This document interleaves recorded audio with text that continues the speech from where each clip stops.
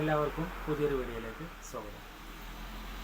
അപ്പോൾ സുഹൃത്തുക്കളെ, നമ്മളെ വാട്സപ്പിൽ ഒരു അടിപൊളി ഫീച്ചർ, കാര്യം എന്താ വെച്ചാൽ നമ്മൾ ഇപ്പോൾ ഇനി മുതൽ നമുക്ക് വാട്സപ്പിൽ ആർക്കൊക്കെ മെസ്സേജുകൾ വീഡിയോസ് അയക്കുമ്പോൾ അത് നമ്മൾ വീഡിയോസോ അല്ലെങ്കിൽ പ്രൈവറ്റ് സംഭവങ്ങൾ, നമ്മുടെ പേഴ്സണൽ സംഭവങ്ങളൊക്കെ ഒരാൾക്ക് നമ്മൾ ഷെയർ ചെയ്ത് കൊടുക്കുമ്പോൾ നമ്മളെ ഫോണിലൊരു സെറ്റിങ്സ് ചെയ്ത് വെച്ച് കഴിഞ്ഞാൽ അത് അയക്കുന്ന ആളുകളുടെ മൊബൈൽ ഫോണിൻ്റെ ഗാലറിയിൽ സേവ് ആവാതെ, അതായത് ജസ്റ്റ് വാട്സപ്പിലൊന്ന് ഷോ ചെയ്യാൻ മാത്രം അവർക്ക് പറ്റുള്ളൂ. കാരണം അവരുടെ ഗാലറിയിൽ എന്തായാലും നമ്മൾ അയക്കുന്ന ഫോട്ടോസ്, വീഡിയോസ് ഇതൊന്നും സേവ് ആവില്ല.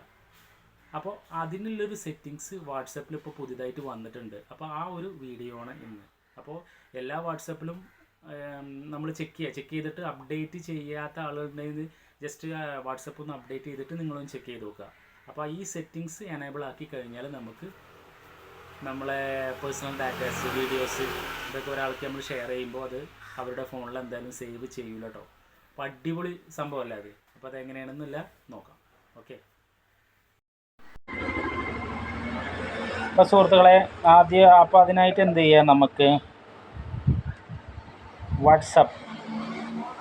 വാട്സപ്പ് ജസ്റ്റ് ഓപ്പൺ ചെയ്യാം. വാട്സപ്പ് ഓപ്പൺ ചെയ്തതിന് ശേഷം നമുക്ക് ആർക്കാണോ അയക്കേണ്ട ജസ്റ്റ് പ്രൊഫൈലിൽ ജസ്റ്റ് തൊടുക. അതിൻ്റെ റൈറ്റ് സൈഡിൽ തൊട്ട് കഴിഞ്ഞാൽ അങ്ങനെ ഒരു ഇൻ്റർഫേസ് വരുമല്ലോ. ഇതിലുണ്ടാവും അഡ്വാൻസ്ഡ് ചാറ്റ് പ്രൈവസി. ഇത് ജസ്റ്റ് എനേബിൾ ചെയ്യുക, ഇത്രേ വേണ്ടുള്ളൂ.